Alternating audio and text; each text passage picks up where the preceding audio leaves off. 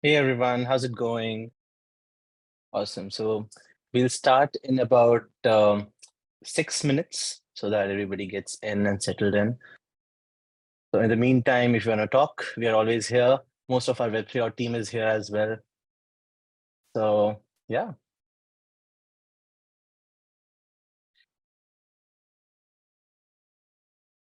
Hello. I'm not sure how to pronounce the name. Sina, right? Sina, yeah, I'm with the DeSci Labs and the CTO of DeSci Labs. We're working on decentralized publishing platform for scientists. Awesome. Perfect. So if possible, as many of you can open up your cameras. It's not a requirement, but it will be a really good thing. Just to make sure everybody is like meeting each other, have like a nice time all together. So yeah. Hello. Yeah. Hello, Hey. what's up? Good to see some names which we see on community. Welcome everyone. Definitely. I do have to say one comment. I really enjoyed dealing with the support team that you have on Telegram. That was super convenient and they were very helpful. Oh, thanks for that. Awesome. I guess we'll give 2-3 minutes more. Most of our team is here. Here is Zhen, our CEO.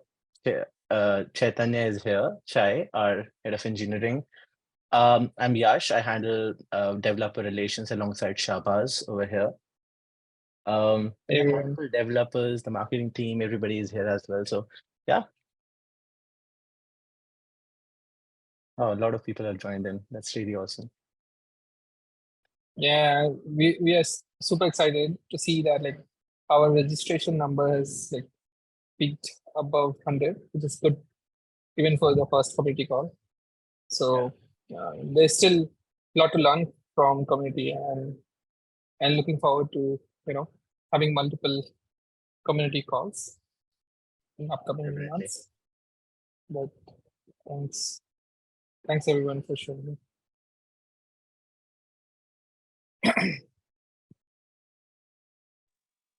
Hello. So when are we starting, guys? So I'm just waiting for another minute for everybody to settle in. I guess I'll start in 1 minute, just in 1 minute, actually. Yeah. Awesome. Perfect. Is anybody at EFCC? If so, ping on the chat. Is anybody enjoying Paris?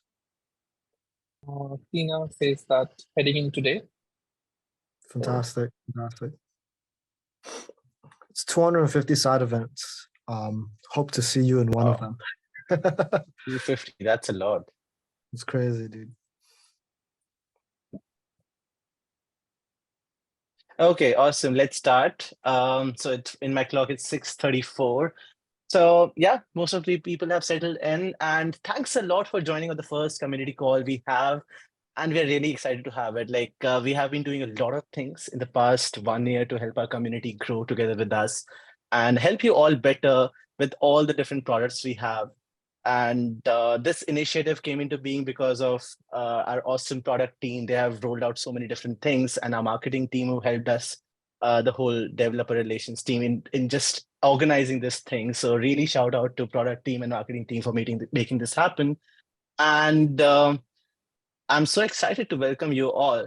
So to start off with our first thing today, I'd just like to call upon Zhen for the welcome note, following which we'll have a product update session from Chai, our head of engineering. And then we'll take about a few community issues that have been like quite highlighted right now.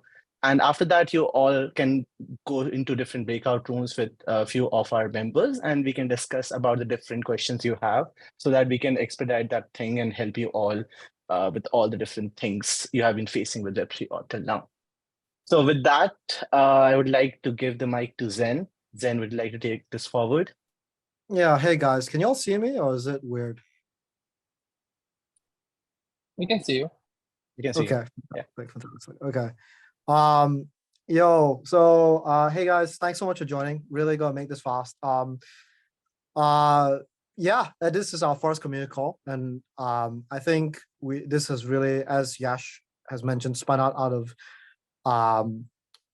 has spun out of us wanting to talk to a lot of the projects which are building on us, get feedback about what to build next and what you guys are really looking for, help solve issues, or help even just talk about individuals' integrations.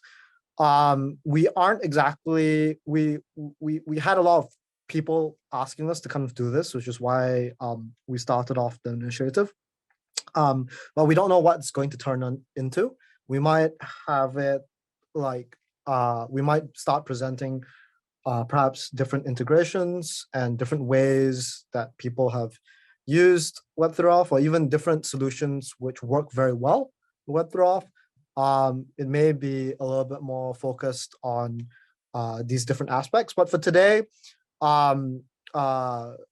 with the agenda that Yash just laid out, plus I think we'll be talking a little bit more with regards to the migration that is going on and the Sapphire upgrade. The team has been working super hard on the Sapphire upgrade for the past 6 months, and we are glad to be pushing it out to everybody. It is our fastest, most scalable, latest and greatest as of yet. And yes, very excited to be here in particular and sharing this with y'all. Yeah, I'll pass it to Chai now, I guess. Yeah, sure. So thanks a lot for mentioning that, Zhen. Definitely, this is one of the initiatives we took for a major upgrade that is happening. But alongside that, multiple things have been changed in our product during the last year, and a few major changes have happened. So I would just like to call upon Shai, our head of engineering, to talk through the different things we have been doing. Hey guys, hello everyone. Chai here, by the way. So I would like to dive right into what we want to do at what we do at Web3Auth and then the current state of products at Web3Auth, basically.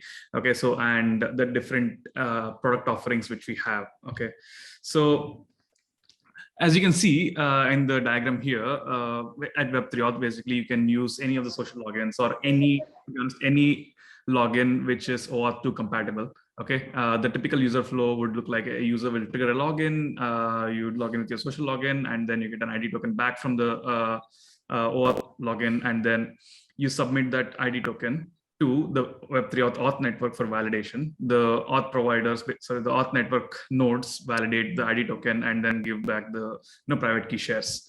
So this is a simple workflow of how Web3Auth works. But then at Web3Auth, we have multiple product offerings. Like, we have single factor auth, we have plug and play, we have Toolkit. So all these things basically. So like if you look at a composable diagram here, you can see that single factor auth, the first set. Okay, it's basically the smallest that Russian doll. Okay, so it's the most inside one.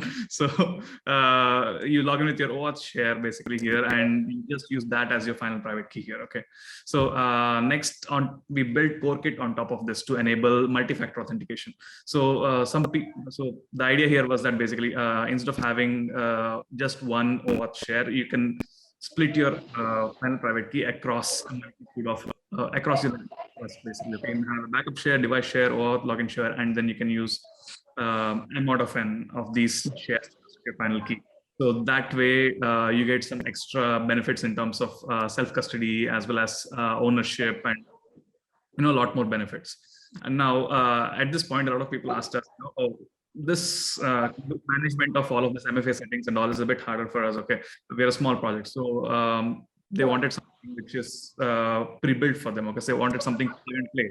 So that is why we built Web3Auth plug and play. So this basically includes the default UIs, the best UX flows which have been researched on, which we have researched on for like almost 4 years in space. Okay, so like at Web3Auth, we've been doing this for almost 4 years now. So considering all of the feedback, considering all of our US research, we came up with some default flows which we feel are more easier. Our plug and play product basically integrates those flows and helps your DApp onboard mainstream users very easily. Okay, so that's the idea. But the way our different SDKs are fit into each other basically. Okay, so you start off with single factor auth, you can go to Toolkit, and then the plug and play is basically just the UI version of Toolkit. And let's say for your application, you can at this moment with Web3 Auth, you can actually switch between any of these factors at any point. Okay, so you always start off with single factor auth, and then you can either choose to go to plug and play or core kit, and then you can switch between those as well at any point. So that's the level of composability which we want to bring to the ecosystem, and that's the level of product stack which we want to offer to the developers to ensure that depending on the life cycle of their application, they can choose to build different integrations basically. Okay, if they're like a very small company, they would choose plug and play, but then if they feel like they want more control over the login process, they want more control over the way shares are being managed and kept, they'll be choosing the core kit. Okay, that's the idea here. Okay, next. So at Web3Auth, we currently have the SSS offering, which is the Shamir secret sharing product offerings. So you can see the different SDKs which you offer in terms of the plug and play and the core kit. So for plug and play, we have the Web Modal SDK, which comes with the default modal, which all of you are most familiar with, and it's the kind of the first feel everybody has for Web3Auth. And we have the no modal SDK, which basically doesn't have the multiple logins and allows you to design your own modal UI. We have the Android, iOS, React Native, Flutter, Unity, and Unreal SDKs for plug and play. So all of these come with all defaults configured out of the box for you. And I would say that you can finish any integration of any of these SDKs within a day. Hi. Project to prod from there. Okay. Yeah. So that is something which is what we envision with plug and play, and what we want to do with all of these SDKs. Similarly, on the other end, you have core kit, which basically allows you to have more customization. And in this, you have the single factor auth and the TK SDKs. The single factor auth SDKs, we have currently SDKs for Web, Node.js, Android, iOS, and React Native. Flutter, Unity, and Unreal are coming soon. And TK SDKs basically which help you set up the multi-factor authentication. We have the ones for Web and React Native and Android and iOS so far. Okay, so more platform support is coming soon. Yeah. And coming to the MPC product offerings. So MPC is a new variant for us in which the key reconstruction never happens, and then we do partial signatures. For this one, the plug and play support is coming soon to the existing SDKs. So we'll be offering that under a new Web3Auth organization. So it'll be @Web3Auth-MPC, and then we'll be offering all of our MPC SDKs over there. And then we have our core kit SDKs. Currently, we have MPC core kit, TKJS MPC, Android and iOS, which are coming soon, like next week actually. Okay, so all of these are the current offerings for our MPC solution, and as it matures more over the next coming weeks, I would say that more and more you'll see more examples, more guides, more documentation regarding this, and more plug and play SDKs coming to you. Okay, next. Before we move forward, Shai, there are two questions I would quickly to take forward. So Ben is asking, in theory, we can handle verification from X social login provider from outside of Web3Auth and pass the ID token to Web3Auth core kit to validate or complete the authentication. Is that right? That's absolutely right, Ben. And you can do it not just with core kit, you can also do it with plug and play if you want. So as I said, as long as the OAuth provider just follows the OAuth to spec and then generates an ID token, you can use that OAuth system with Web3Auth. Okay, you just get the ID token from the OAuth provider and then pass it to any of our SDKs, and you'll be able to validate and complete the authentication and get back a key associated with that. Awesome. So the next question is from Sina. Can I hide all financial information from the transaction confirmation screen, or ideally allow for a transaction to be signed without a pop-up at all? Like I want to customize my own UI. We sponsor the user's transaction fee, so we don't want them to see any financial info on the transaction. So in case of Web3Auth SDKs, like if you use the plug and play or core kit, usually the dApp behaves like a wallet, so you wouldn't see any transaction confirmation screen actually. Okay, because so if you look at a typical wallet, right, if you use some other product like MetaMask, let's say, okay, you require users approval for actually signing the transaction, whereas in case of Web3Auth, your dApp has access to a scoped key, so you wouldn't need to actually show any confirmation screens to the user, and you can design the flow in such a way that your application actually behaves like the wallet. Okay, so you can customize the UI to be however you want for your application. Which library should I use? Would it be the core kit, or would it be something else, or a different tutorial I can look at for that? You can use either the plug and play or core kit. It should be possible with either. Okay, so then maybe I'm not understanding the difference between core kit and the plug and play. Like, right. So is it just related to the number of shares and the single user auth, the single factor auth? So it's related to the way MFA is set up, basically. Okay. Gotcha. Okay. Thank you. So in case of core kit, the DApp helps the user set up the MFA. In case of plug and play, we help the user set up the MFA through our default screens. In case of core, I think one way to think about this is I'm not sure if you've used Firebase hosted solution or maybe like Auth0's hosted solution. Those integrations are very fast, but come with default UI screens, and that's plug and play. And then Core Kit is you guys own the full user experience and can implement the exact same thing on your own UI and on your own self-hosted locations. Exactly. Okay. Awesome. I'll take further questions maybe after we have like completed a few of our presentations, like just a basic updates on our latest SDKs. And let's do that. So Chai, you can move forward.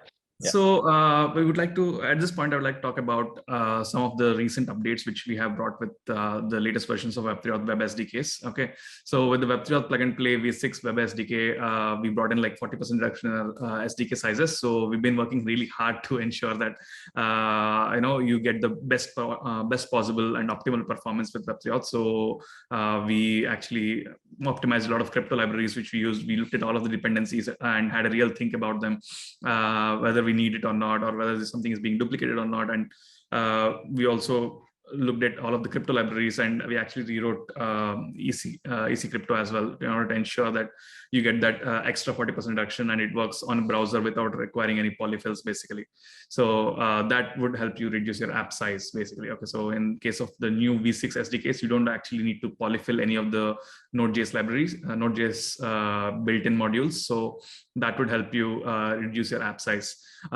We have seen that WaaS seems to be one of the better Web3 frameworks for people to integrate for React in case of Web3. So we added interoperability between Web3 and WaaS. With the case of V6, we made it very easy to use Web3 with your WaaS SDK. We added support for Node 18. Wallet Connect V2 is now the default because V1 is now deprecated, and we added support for new languages, Portuguese, Dutch, and French, and more languages are coming soon. And you can actually contribute to adding a new language to Web3. So our SDKs are open source. So we have a process listed in our SDK for how to add support for newer languages. So if you can just follow the guide and then add the translations for that, we'll be happy to add your language to the Web3Auth SDK. We did like numerous bug fixes, and there are some breaking changes in the SDK initialization. All of these come because we wanted to support WaaS in a better way. So you can follow our migration guide on our website and docs, basically, to fix these integration issues and then how to migrate to the newer SDK V6.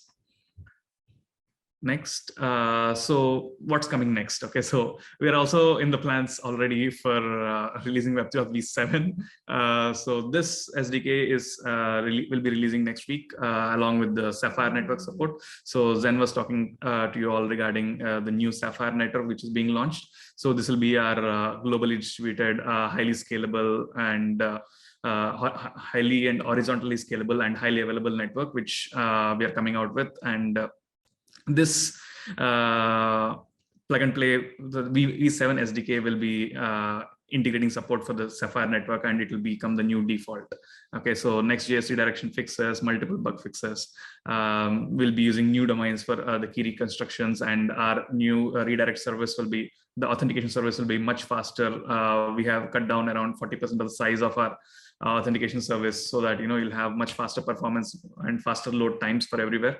We'll be launching auth.web3auth.io, which will be the new authentication service, which has the MFA setup and everything.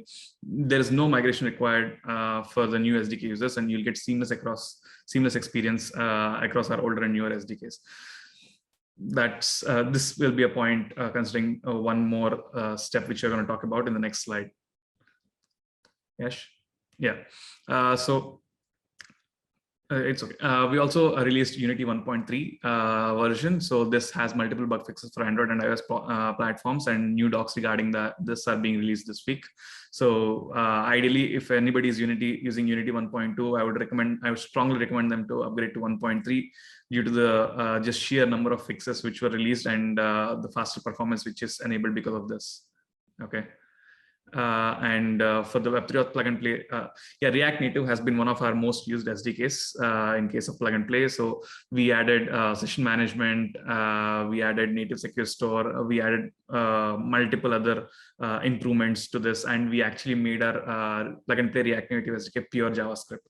So by having a pure JavaScript SDK, you don't actually have to configure anything in the Android and iOS section separately. You can just use it like a typical JavaScript, full JavaScript application. Okay, and that's possible with React Native v4. So I would recommend that everybody should upgrade to the React Native v4 as soon as possible to experience the latest things.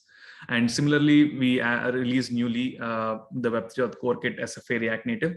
So this is basically the single factor auth React Native SDK, which works very similar to our SFA Web SDK, but for the React Native environment, obviously. This SDK is supposed to be used in conjunction with the Tiki React Native integration. The documentation for this will also be released this week. Next, we also we are also releasing Web3Auth Core Kit SFA iOS SDK.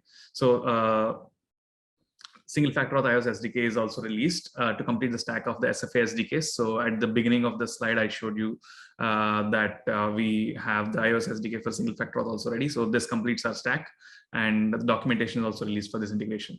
So if you're building an iOS app and then you plan to use Core Kit, you should start off with SFA today, and then you can upgrade to Core Kit when that support comes out. Next, native SDKs for Android and iOS will be released for our Tiki infrastructure. So this will be the Core Kit SDK, and the native for Android and iOS will be released this week. And the MPC updates for these SDKs will also be released very soon. So all of these are some things which can showcase that we are working very hard to support all your development experience, and what to expect next. So I want to talk a bit here about some of the migrations we are undertaking. So I assume that all of you must have noticed our last announcement on our developer community, and as well as received an email regarding a Sapphire network upgrade. So as Zhen was mentioning, Sapphire is our latest and greatest Web3Auth infrastructure. So this, which is highly scalable, highly available, and horizontally scalable as well. So this allows you to this allows to ensure that you have no bottlenecks in terms of key generation, and you can have unlimited scalability for your application. And we'll be migrating all our existing networks, which include mainnet, testnet, Cyan, Aqua, and we'll be migrating all of that to the Sapphire network. Right now, the testnet migration is complete, and the mainnet migration is supposed to be happening this Sunday. So that's going to bring a massive performance improvement to all of the regions across the globe. Okay, so especially the people in Latin America and Europe will see improved performance across all our products, basically. Okay, next, we also are planning to release the Tiki MPC updates for Android and iOS, and Tiki's MPC JavaScript SDK. We are also releasing the MPC Core Kit SDK. Okay, so this has been out for a while, but then we are adding more and more updates. We are constantly listening to your feedback, and then improving on our SDKs at every possible place. Okay, so we actually receive a lot of SDK inspiration ideas from the stuff you guys tell us on the community. So I would really appreciate the effort which the devs are putting in terms of maintaining community as well as answering each other's questions as well over there. Next, one item regarding the migration would be that it would be a seamless migration. So if you are already using an older SDK, you don't actually need to do anything. The migration will happen on our end, and then you'll be having almost seamless. You'll be having a seamless transition to the new network. Okay. More details regarding this can be seen in our community post, and as well as the email which was mailed out to you if you are signed up on the developer dashboard. Yep. Awesome.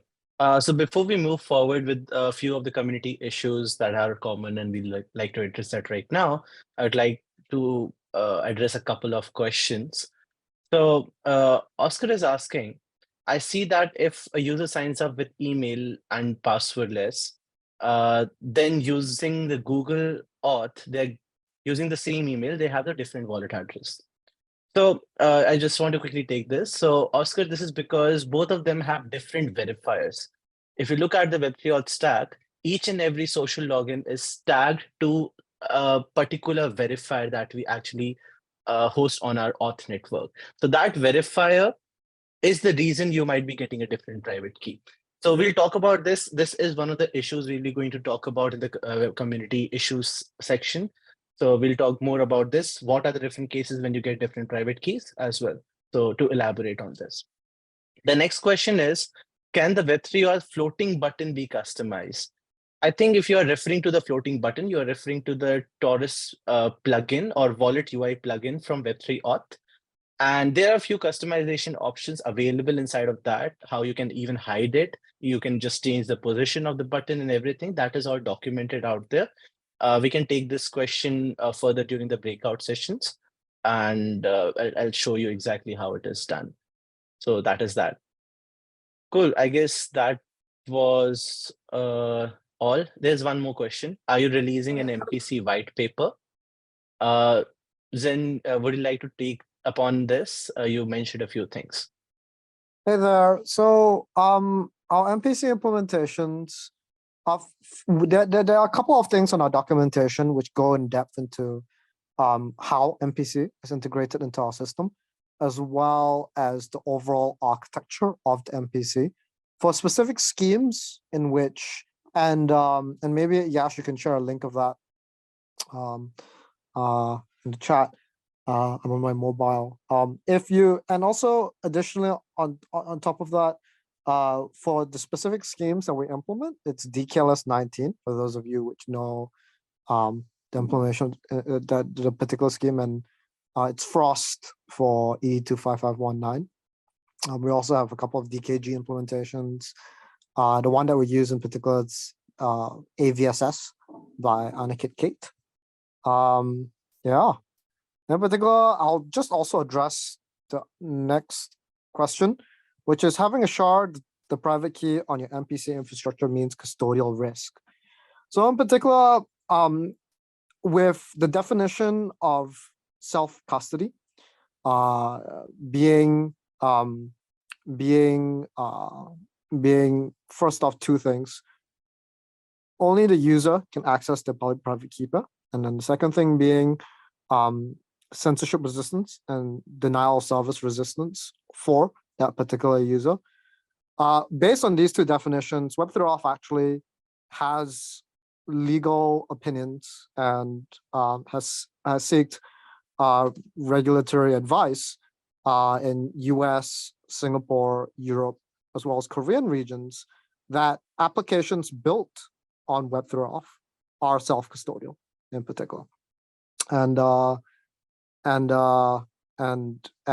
do reach out to the team. The team can really help you work through those legal requirements and concerns that you might have, and help you be on the right side of the law, which is very important for our customers and ourselves as well.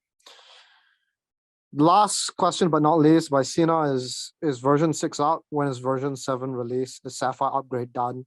So in particular, the Sapphire upgrade is actually a separate network, and it is already live and ready for integration for core kit specific SDKs. It's going to be released on Plug and Play in towards the end of the month. sorry, actually it's still in a month and a half's time. I won't commit to too crazy timelines. But yeah, so I mean it's the migration for our for some of our local, sorry, actually the migration for some of our current networks is ongoing, and we're going to start with mainnet, then Cyan, then Aqua. Mainnet should be migrated within the next 2 weeks to the new network, and then Cyan 3 weeks after that. I mean, in 3 weeks, and then Aqua in the week after. Chai, do you want to add anything for plug and play V7? You are on mute. Yeah, I was on mute, sorry. Okay, we're working really hard on it. Right now we're doing some testing, and we want to ensure that, it's as such a good release as V6 to ensure that, there are like 0 bugs when we launch it. So the tentative timeline would be towards the end of the month. Yeah, for V7. Awesome. So the Sapphire upgrade, the Sapphire network support for plug and play is happening with V7. CoreKit is already supporting the Sapphire network. And all the existing networks will move to Sapphire during the migration. So we'll talk more about it right now. So, sorry. So with this, I would like to give the stage to Shahbaz to talk about the latest community issues. So that will be good. Yeah. Yeah, sure. Thanks, Yash, for that. Thanks everyone for constant feedback on our community portal. And we have tried our best, and this is an iterative process. We need to do multiple iterations on how we can streamline the support. But we have given some thought internally and have the support plan streamlined, and expect a better and fast reply. I see a typo there, but yeah, going forward, expect that a better and fast reply from our team on the community portal. So don't hesitate to ask question there.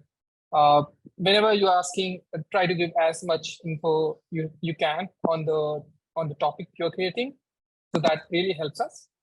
And then I want to go with the community issues which have been highlighted from you guys.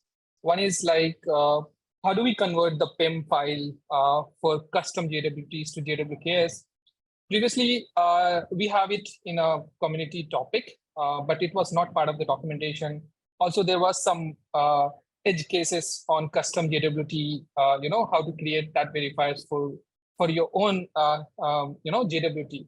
So we have updated that particular page and also added the support on and given relevant links on how to convert the PIM to JWKs. So one is that, and that has been done because of your constant feedback. Next up, I think our team has already talked about migration for the Sapphire network. This has been the other issue which you guys have pointed out. Expect a streamlined reply and announcement from us on community portal itself. There were a couple of Tiki React Native issues, mainly because we didn't have the SFA React Native. And with the SFA React Native, I think that will be really streamlined, and expect that to resolve. If not, the upcoming segment is about the breakout rooms. We would love to have your inputs there if you're still facing some issues there. The next announcement we want to make from the community issues that we have been seeing some queries for custom auth, fetch node details, Taurus direct web SDKs. These are our legacy SDKs and are being deprecated for new implementations. So if you are trying out to implement the custom auth and you are trying to integrate newly, please use the latest single factor auth SDKs for different platform, because we have support available for all the latest, all the platforms from web to mobile. Getting the same key across different platforms, I think this is one question we wanted to address, because people on community as well, I think I saw one question again here in the chat, around this, how we get the same key. What are the variables to consider when seeing different keys on different platforms? I'll touch upon that after the last point, which is refer to Web3Auth PNP examples and Web3 or CodeKit examples repositories. So on our GitHub, we'll also link it on our community forum as well. These two major repos, which has all the possible integrations what you could think of for PNP support with as well as with CodeKit. So let's address this part, like getting the same key across different platforms. So first thing first, like you have to use the same client ID. Next up is using the same verifier name. And there are multiple combinations which we are going to address this on the on our documentation itself. So expect a streamlined documentation around like what are the things to consider. But mainly these are two major things apart from the network. Like so if you create a verifier with the same name on testnet and you migrate it to mainnet with the same network, then the keys will change, obviously, because both these two are on two different networks. So I think these three makes up most of the cases just to obtain the same address. And one question is that even if you have the same email, let's say xyz@gmail.com, and you log in another one with the Google account, right? These two are two different verifiers or type of login. One is the email passwordless. Even if you use your Gmail, it's an email passwordless login.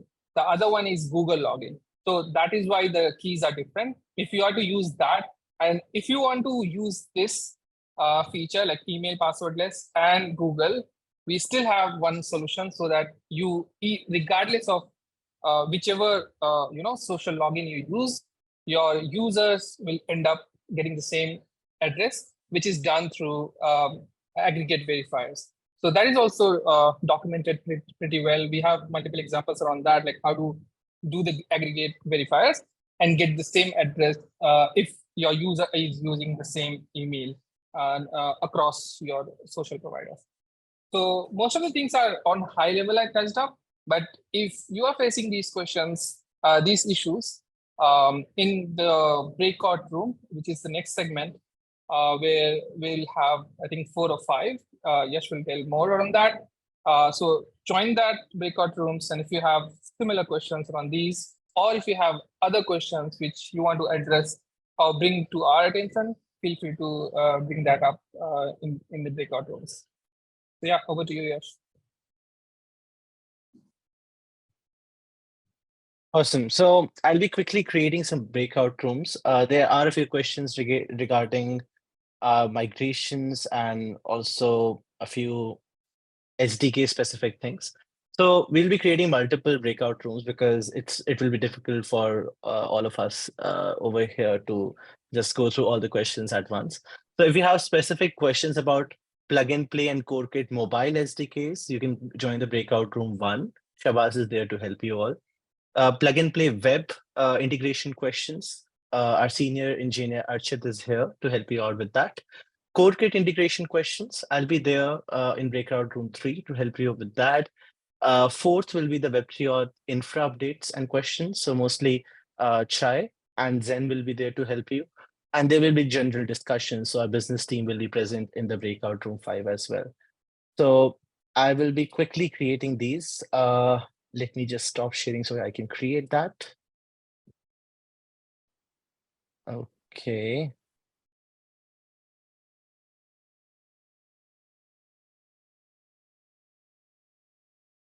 So I've opened all the rooms, so you all can join in as you wish. I'll be here to direct you for the next 5 minutes so that it's easier for you all to join a particular room. I'm just sharing my screen again so that you have an idea which breakout room is corresponding to what.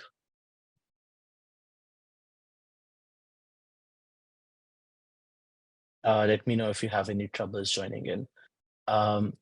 Web3Auth team, you all can join the respective rooms. Yes, I don't see an option. Oh. Just let me quickly see that. How do we do this on mobile? How do we join on mobile? Okay, let me quickly make sure you all join in. Yeah, I don't see an option for joining too. Okay. Actually, let me quickly manually do this. Maybe there's no option showing over there. So let me do that. Let me assign you all to different rooms. Let me know if a particular room is what you want to join in, and I'll help you out. I would say I'm the second room is the best for me. Mhm. Okay, just a moment. Yeah, this is our first community call and we're experimenting. So expect a delay, but moving forward, we'll streamline this process. Feel free to mention which room you want to join. We'll assign accordingly. Okay. Maybe you might be getting an option right now. I've enabled another option to show it.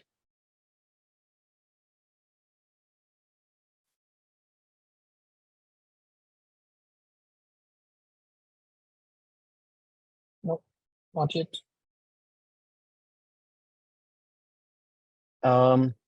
Alexis, which room would you like to join? Oh, sorry. Yeah. Okay. Andy, can you tell me which room you would like to join? You can just message over here and I can, okay, I'm looking at it. Can we have the links of a particular room? I was trying to do that. Unfortunately, Zoom is not allowing me to do so. Otherwise, I would have done that. I'm just looking at the chat, and whatever room you are pointing out, I'm just assigning you to that room right now.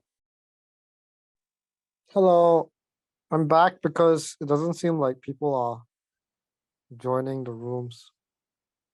Yeah, I'm just actually adding everybody manually right now because Zoom is kind of bugging out for me. Should we just answer questions that people ask on the chat instead? Yeah, I guess. Okay, let me do that. Sorry for the inconvenience, everybody. I'm closing the rooms and we'll be answering here so that it's not a mess. Okay, let me go one by one for the questions now. Okay. So first question was for, can you share the NPM link package for the package? I'm not sure, Mahadev, which package you're referring to. If you let us know which particular package, we'll be happy to share the NPM link with you. You can unmute yourself if you want as well. Second question here is, if you log out or disconnect from Taurus and connect back again without closing the tab, why doesn't it trigger the authentication again? If you log out and disconnect without closing the tab, I'm not sure about your question. What particular use case are you trying to let us know?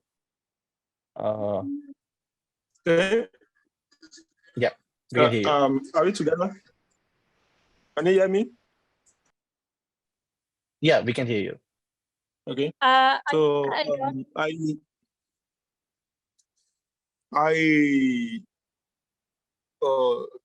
tried using it for login, and once it triggers the authentication, it asks, it moves on to the tools tab, then ask for the kind of login option you are going for, your mail, your email address. On clicking that, it allows. It returns to the main page with your wallet address and the other stuffs. What I'm saying is, let's assume I disconnect it. I say, for example, log out from that same option, or from where I connected it, I decided to disconnect.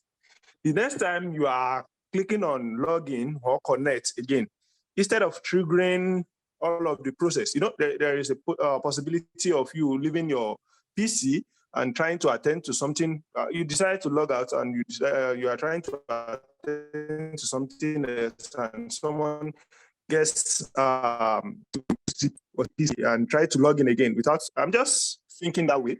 So I don't know if I'm making sense.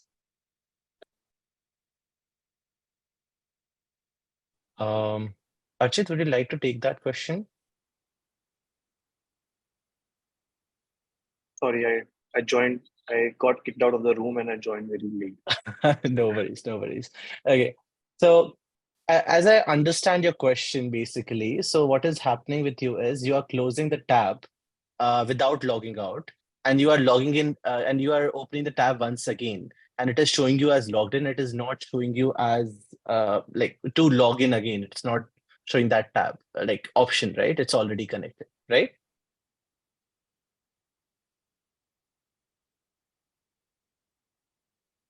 Um, you are on mute. I cannot hear you. So as I understand your question, Yes, this is yes, what I yes. understood. Yes. So this is a feature called session management. So this is meant to be for a trusted computer. If you want to turn it off from your dApp, you can easily do that by setting the session time as minimum as possible. So by default, the session time is set to 7 days or a week. So that's why this is happening. So it's up to the dApp how much level of security you want. This is an additional feature because multiple people are requesting for this because users expect to be logged in into their system in a dApp particularly once they have logged in. So that's why. Hey, sorry, I am jumping Okay, in. My session question time is, actually.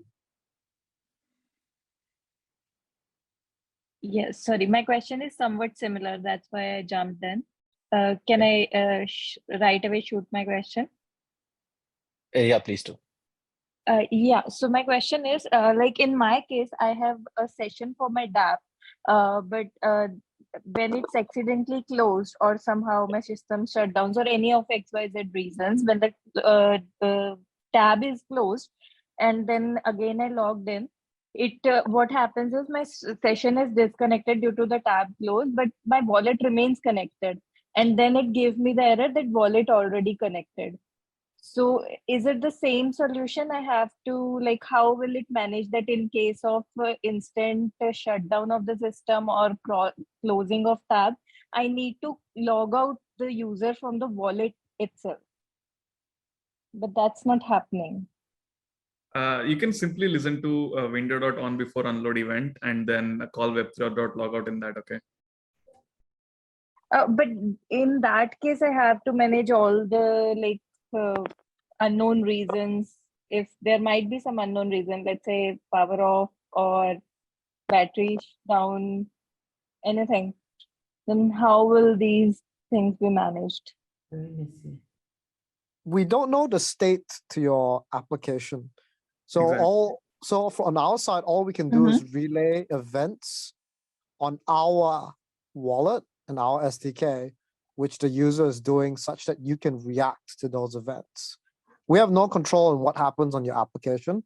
And and thus we can't help you. We can't help you like prepare for events which are not happening on your application and not on the wallet itself, if you get what I mean. Okay. Is there any way, like, if I have to manage that there is a 10 minutes or 15 minutes of inactivity on my dApp, I want to like log out from the Web3 or disconnect the wallet? There's a logout API, right? So in particular, all you need to do is like set a timeout and then call the logout API after 15 minutes, if that's what you'd like to do. Okay. Yeah, you can just Okay, directly try the thanks. logout option in that case. Perfect. Okay. Next, I'm seeing Joseph has raised his hand. So let me ask him if he can go forward with your question. Hi. First of all, just want to say thank you to the Web3Auth team. I love the community session, so I appreciate you guys. And whoever writes the documentation, you're a fantastic human. That's been fantastic to get through a lot of things. Question is related to Firebase integration. I've read through some of the docs on that and setting that up. To my understanding, if you're connecting with Firebase, you're using Firebase's provided login methods. and then you're just relaying that to Web3 Auth afterwards. My only issue with that is that Firebase doesn't have the integration for a Web3 wallet. So if I wanted to be able to support logins for, email, Google, Facebook, and then also a Web3 wallet like MetaMask or Phantom, I couldn't do that through Firebase. I would have to set up a custom handoff between Web3Auth to Firebase to make sure that is persistent. Is that correct? Or am I misreading the documentation where you could support a Web3 wallet if you were connecting with Firebase? That is correct. That is correct. Okay. You're largely accurate there. Just to add a little bit more specification on exactly how you could do that. Like Web3Auth, after you authenticate with Web3Auth, which allows for basically your what you could do is after you've logged in with your Web3Auth integration, your application is either going to take your Firebase login, which is the email password login, or whatever login that you've set up, and then as well as your external wallet login, and either one will give kind of like an authentication or similarly like an ID token that Web3Auth kind of spits out that you can then use to pass through back into your Firebase instance to then make your Firebase instance almost compatible with an external wallet. Correct. Yeah. So I download the private. Yeah, I download the private key from Firebase to then sign in with a custom token. Then I send that custom token as the authentication to Firebase. So then my resources in Firebase can use that same token, whether it's through a Web3 wallet or a social or email. But yeah, I just wanted to confirm that. Thank you. No problem. Awesome. Next question, I guess, is from Andy. Andy would like to take the question. Sure. So the question is, I'm using MPC CoreKit and I'm getting intermittent invalid signatures on Sapphire DevNet. I'm just wondering if anyone else has seen that or if it's a known issue. So DevNet in particular, I would recommend to just go on mainnet right off the bat in particular when you're coding. So DevNet is DevNet, which means that it has the latest. I mean, we sometimes iterate on it, and we sometimes we play around with the proxies and stuff like that. Particularly if you're in certain regions, like if you're in South America, very sorry, because we use South America in particular as a test bed for DevNet. So just develop on mainnet directly. Don't bother with DevNet. Okay, I'll give that a try. Is there anything I need to do to get a verifier on mainnet, or I just use the dashboard? It's just a dashboard. It's the same process. Deploy the same verifier, and your settings should just work with that new client ID and verifier setup. You have to point, and then the network settings. That's it. Okay, cool. Well, I'll give it a try, and hopefully I don't see that anymore. Great. Next question is from Ben. Would you like to take that up? Hey, so half of it was answered, I think, more or less, by Archit. But essentially, my question was how to pass the ID token from a verifier to the web SDK. He passed me a guide just now, so I'm reading through that. I do think we have one slight issue on our side, is that we've configured Web3Auth with the default verifiers. And at least in this guide, it looks like you have to configure your own custom verifiers. So I don't know, is there a seamless way of moving users from one verifier to another? Specifically from the Web3Auth managed verifiers to custom ones, or, well, yeah, how would that look? So if you move users across verifiers, the keys will change.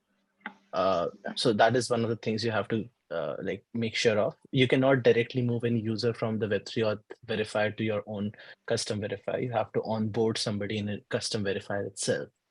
You can although get your like existing users in your OAuth setup into the new like Web3 Auth setup by assigning them keys using the new verifier. They will be migrated, but migration between verifiers is not possible, unfortunately. Yeah, I figured. Okay, that's something we'll have to work out. But yeah, thank you, Akshay, for the link. Perfect. Next question is, will there be any feature for migration of users among various SDKs provided by Web3 Auth? Yes, so currently we are writing a migration guide for assisting on this way as well.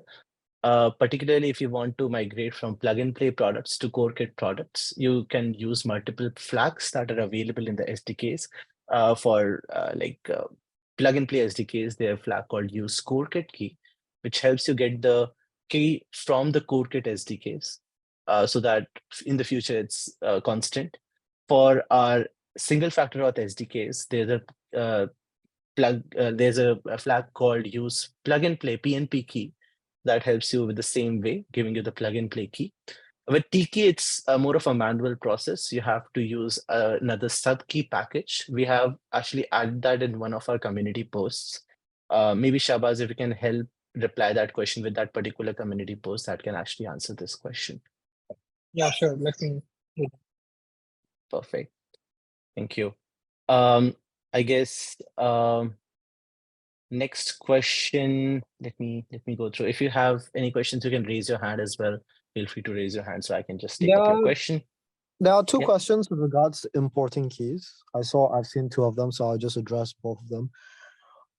So with regards to importing keys into the Web3 Auth setup, right? It is possible, but not with our plug and play SDKs. You will have to use our core kit MPC SDKs. You can also use SFA. Both of these SDKs, so core kit SDKs only, either MPC or SFA SDKs to import keys. Now, when we can import keys, and it's important to understand the distinction between a seed phrase and a key. A seed phrase is actually a bunch of entropy which generates multiple keys, hence the name HD wallets or HD seed phrases, which stands for hierarchical deterministic seed phrases. So you can import individual wallets and individual keys into Web3 Auth, but you cannot import a whole seed phrase into Web3 Auth. So for your users, if you're trying to import users with a seed phrase, you have to detect which active accounts that they have, derive those specific keys which you would like to import into Web3 Auth, and then import them into Web3 Auth. Typically, it is also easier just to import one key for one login. It is possible to do multiple keys for one login as well on only core kit SDKs, but it is more complex and a bit more complicated and nuanced for sure.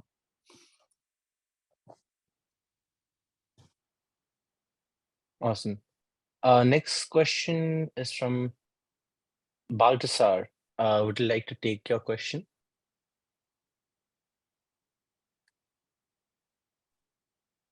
Sorry? Yeah, sorry if I have mispronounced your name. Would you like to take your question? It's quite long. If you can just explain it, it'll be awesome. Yeah, I sent like 2 questions already. I'm not sure if I think you're referring to the second one, which is the wallet v connection v2, right? Or no? Yeah. Okay, this one is basically when I'm setting up the plug and play model, I realize you can change like disable on mobile or web the social logins, but not the external methods, the external wallet. So like I cannot, like, by default, I have MetaMask, Taurus, and Wallet Connect v2, and I just want MetaMask, for example, and I can just like remove them. The model state is not available for me when I'm initializing my Auth. Web3 Auth, and I know I can add plugins, but even without adding by default, those three options are there. I'm asking if there's any way of removing those, or just like having MetaMask. You can turn off each of the individual adapters actually. So if you look at the wallet connect adapter, etc., so you can turn it off. Okay, so we have the wallet adapters exposed on top of the SDK, so we can just turn off each of the adapters basically. Does that make sense? The wall, yeah, like you're saying, like, so when I instantiate like the Web3 Auth, I can configure an adapter, right? Like the open login adapter and so on, right? Yes. And like I can then add plugins, for example, right? And my question is, while configuring the adapter, I wasn't being able to like control the external wallets that were visible. But you're saying I can, depends on the adapter I'm using, maybe. That's correct. That's correct. Yes. Okay. I'm using the open login adapter. Is it like maybe that's the case? That's the reason why. And by default, that one specifically. Yeah, open login adapter only controls the social logins. Okay, so if you want to control Wallet Connect or MetaMask, you use the Wallet Connect adapter or the MetaMask adapter, and then you can turn those off. Okay, cool. Thanks. Yeah.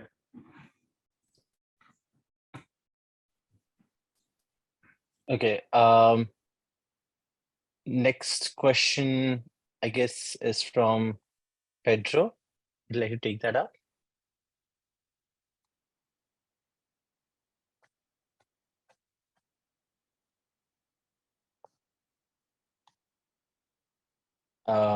Okay, you're on mute, Pedro. If you want to take that up, let me know.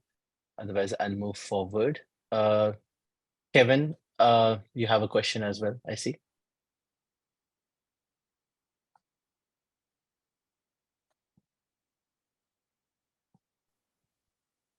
Right? Okay, you are. Yeah, Demeter, like you have a question? I have like 2 or 3 questions there already, but I don't know one you would want me to ask. Like whatever you want answered, yeah, please.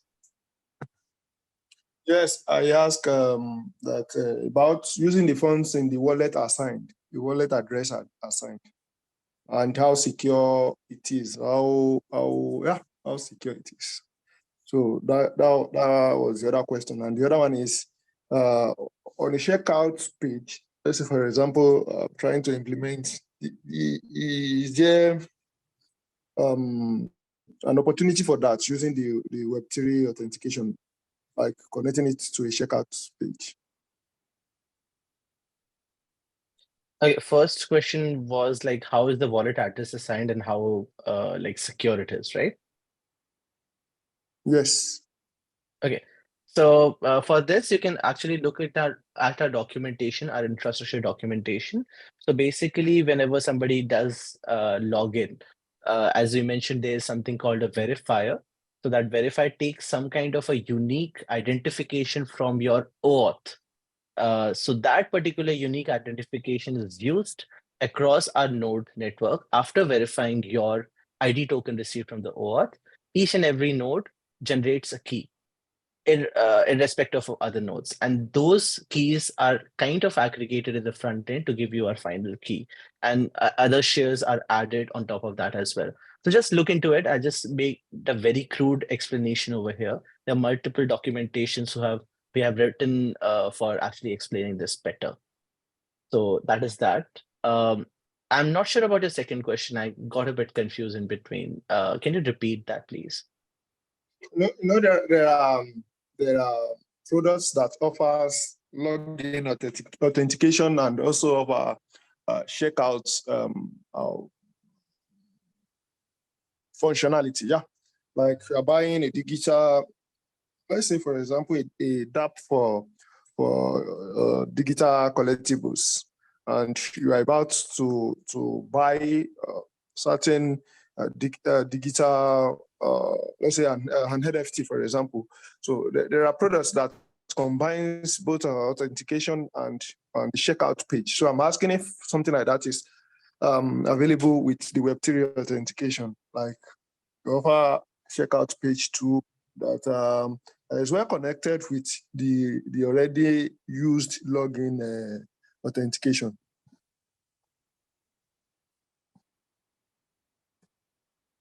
You are already using some login authentication and you want to link that, right? Okay, let's. I'm using Web3 authentication, for example, and I'm using it on a decentralized application, a DApp, and the DApp is let's say a marketplace, for example, for NFT. And you know, if you are about to buy an NFT, let me put it that way, you are about to check out. There are products that allows both that provides both the authentication and also checkout functionality, such that once it is installed on the application or in the code, you don't have to, you know, everything is with Web3 authentication. Am I clear? Right. I got your point. Yeah. So Tempe, it's really just dependent on that checkout provider, right? Web3Auth provides. Yes. I'm saying you provide checkout too. That's what I'm saying. We don't provide checkout just As a yet. combination to the authentication. No, we don't provide checkout just yet.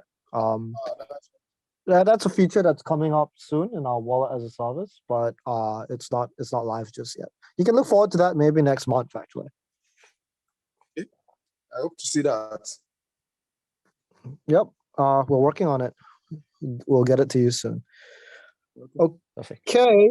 So in particular, there are I think thanks so much, everybody. We're running over time. I have to head off, but feel free to stay on, Yash, and maintain this and all. Thanks so much for joining our first community call. Before we close up, can we get everybody to turn on their videos? And maybe if you guys have a Twitter handle and you would like to share the Twitter handle, we'd love to take a screenshot and then like just tag everybody for our first community call. So feel free to leave your Twitter handle on the chat and turn on your cameras if you'd like. We just take a quick screenshot. Yash, can you coordinate and count down? Yeah, I'm just waiting for everybody to turn on their cameras. Yep.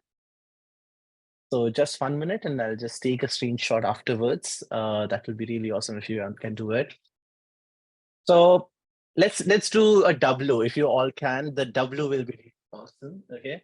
So let's make a W with our hands, and that will be the sign over here. I cannot unfortunately make it because I have to click the keys to make for the screenshot, but yeah, please do. Okay. So taking the screenshot in 5, 4, 3, 2, 1. Awesome. Thanks a lot for turning on your cameras and joining in, everyone. Shahbaz, I and a few of our dev team members will be here to help you with your questions. Feel free to just raise a hand, ask your questions anytime you want. We'll be here for 10 more minutes. And yeah, you can hop off if you want as well. So yeah, thank you. Thank you.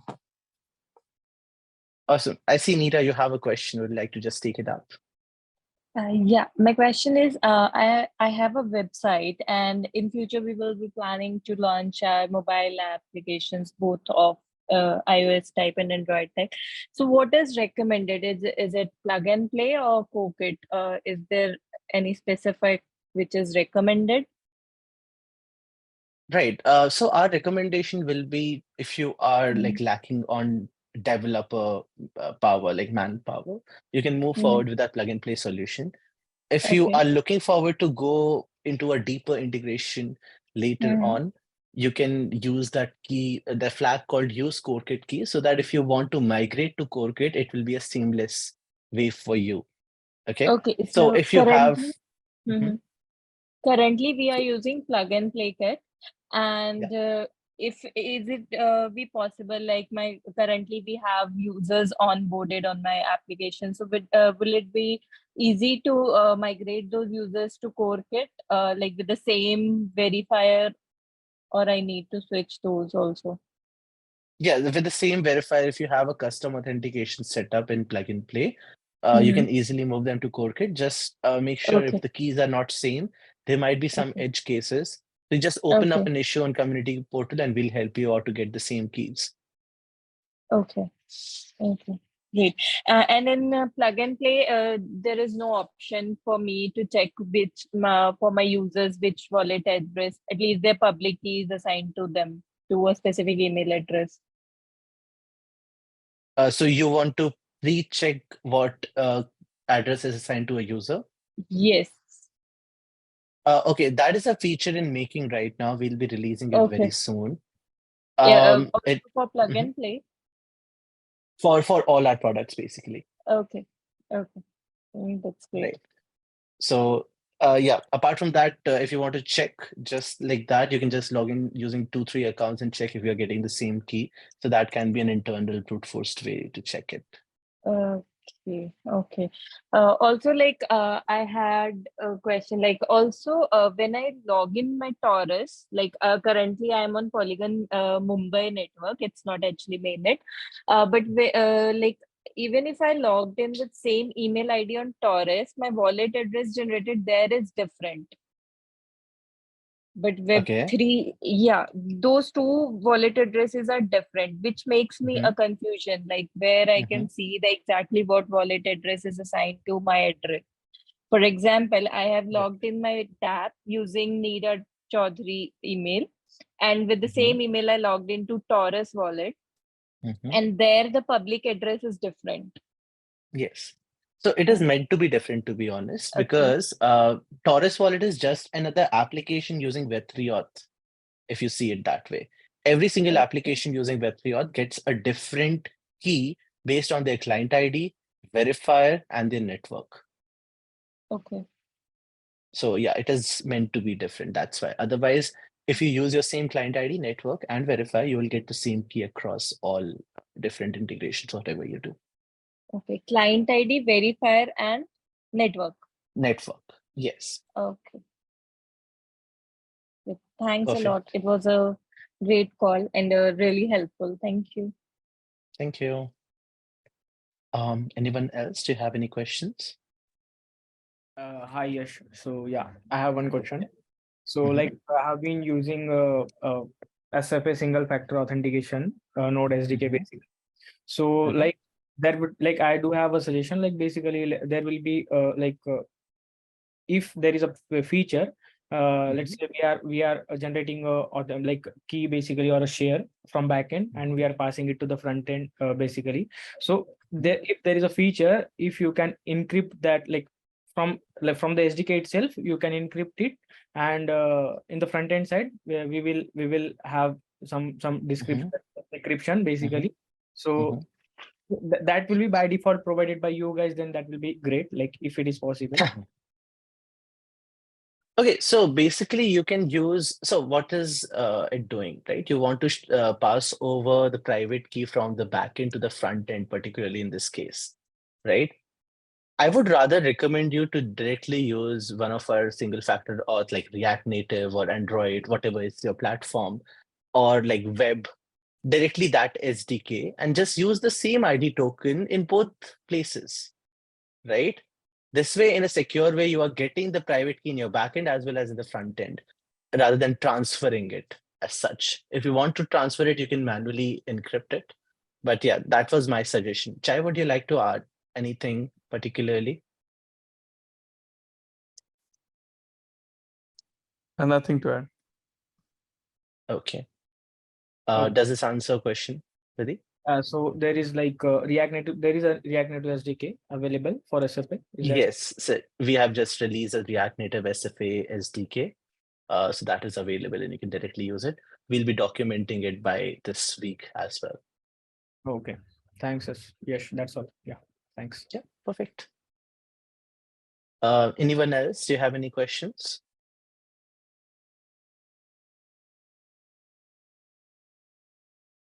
Okay, I guess no. Let me know if you have any questions. Okay, I forgot to check the chat maybe. Hello.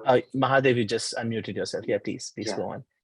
Actually, previously I was using the customer React Native SDK. So I got some error in the production side, like unable to get the Taurus key. So is the new SDK will help in it?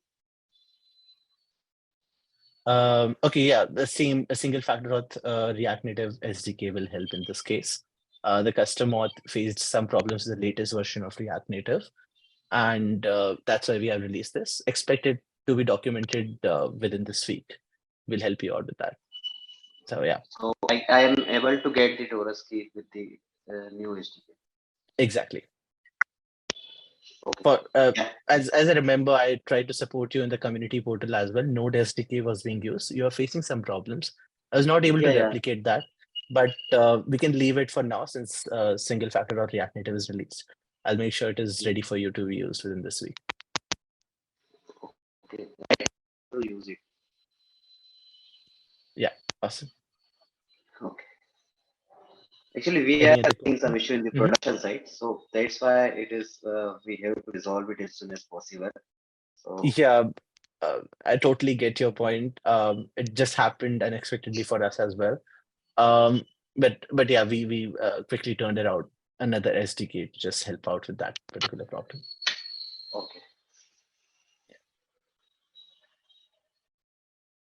Yeah, thanks. Awesome. Any other questions, anyone? I have a quick one. Hey,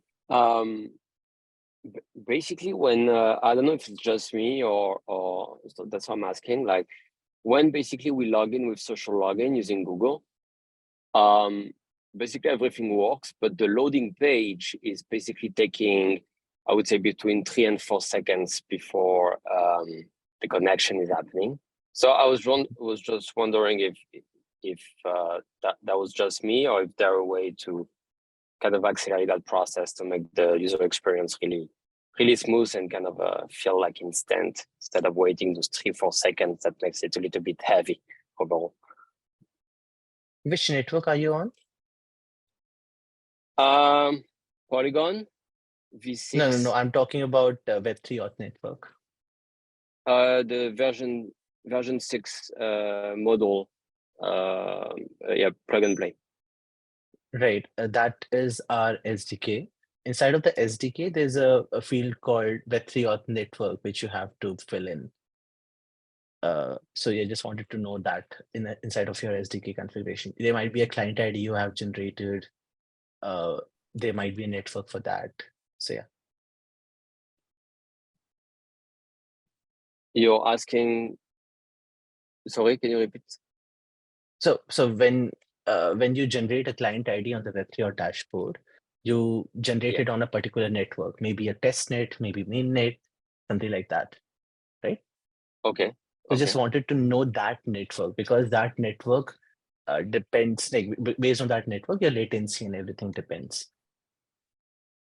I see. I'll have to ask my CTO basically. He couldn't join today, but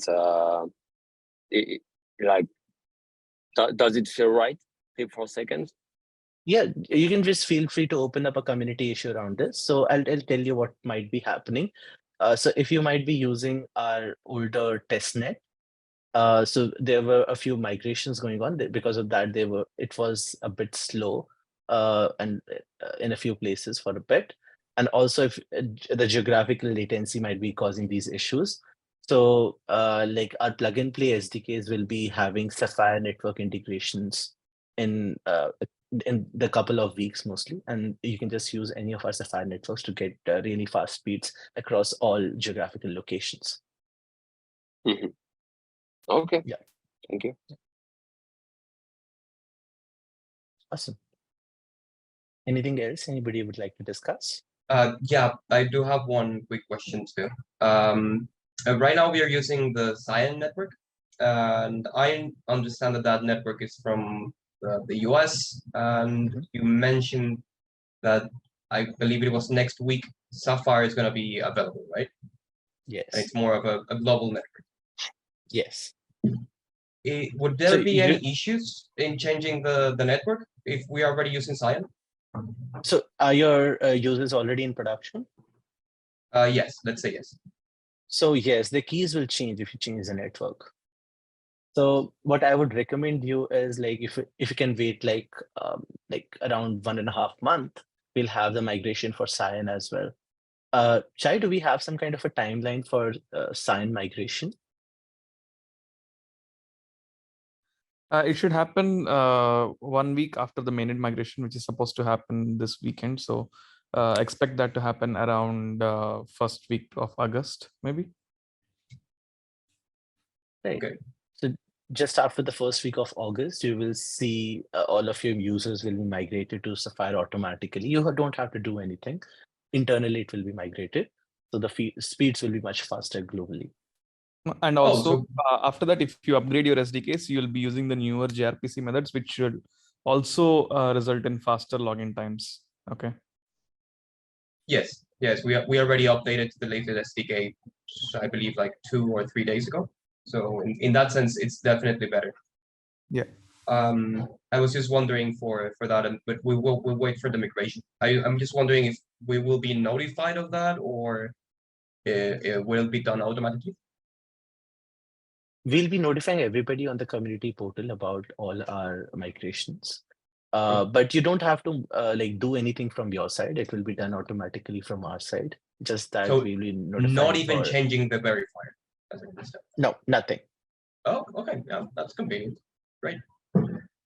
And just one more. I understand that the testnet got deprecated. So, yes. But we were mentioning testnet here several times. I think I heard it. Is it still working? Can we still use it, or it's not even worth it to even consider at this point? Chai would like to take that up. You're on mute. I'm sorry. Can you repeat the question again? No, I'm just wondering if we can still use the testnet verifiers that we have for our development environment. That's correct. You can still use them. Yep. So it's not like the legacy networks are being deprecated. Okay. So you can still keep using those networks, but those networks internally, all of the content of the network is migrated to the newer Sapphire setup. But in the front end, you should be requiring to do no changes. Okay. Okay. Yeah. All right. Well, that was all. Thank you all. Awesome. Thank you. Okay. So we have maybe time for one last question. If anybody is here, let me know. Can I? I'm not sure who is asking. Like, Mahadev. Yeah, sure. Mahadev, can let me know.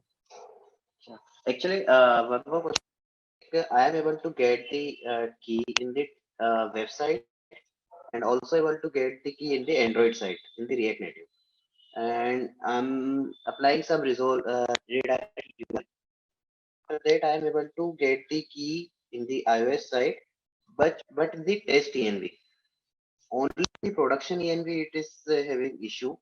So it is any dependency in the or what I have to use for the suggestion.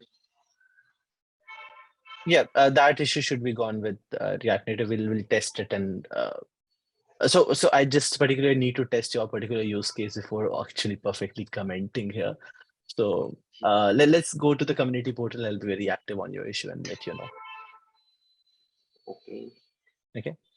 Is there any other option like I can use any API for getting the key, because we are generating the token from our backend side. So there's no API as such. I guess there was a similar question here that if you can just give some kind of an API to get the key from backend to front end. There's nothing like this existing because of the security issues. There are different SDKs available for different environments, and using that you can do it. Okay. Yeah, thanks. Awesome. Thanks a lot for joining, everyone. I'm really sorry if we were not able to get to a few questions. You can always comment on the community channel. We'll be very active for your particular issue. Sorry for a few like mess-ups that happened during the call because of the breakout session. We'll be making sure from the next community call onwards you don't experience such things. But yeah, overall it was great having you all. Yeah, thanks a lot. Yeah, just wanted to add just one thing, that keep posting on the community portal, because that's the source of truth what will be coming to this community call, and we want to address if those things are properly highlighted on the SDK level, or if it needs some clarification on the docs. Like just now I just updated doc because some member was having some issues about how to configure and not see the MetaMask or wallet connected Raptor. That's already done in the white label section of the docs. So I think these things, these feedbacks, we want to see all these feedbacks. These are very relevant to keep our docs as well as TKs up to date. So thanks for constantly asking questions on the community portal. Keep doing that, and we look forward to seeing you all on the next and upcoming community calls. Over to you, Yash, for the closing notes. Yeah, I already kind of said that, but yeah, like for the closing notes, I don't have anything else to add particularly. Thanks a lot for joining in. See you all in the next community call. Thanks being here. Yeah, goodbye everyone. Thank you. Yeah, bye, goodbye. Thanks.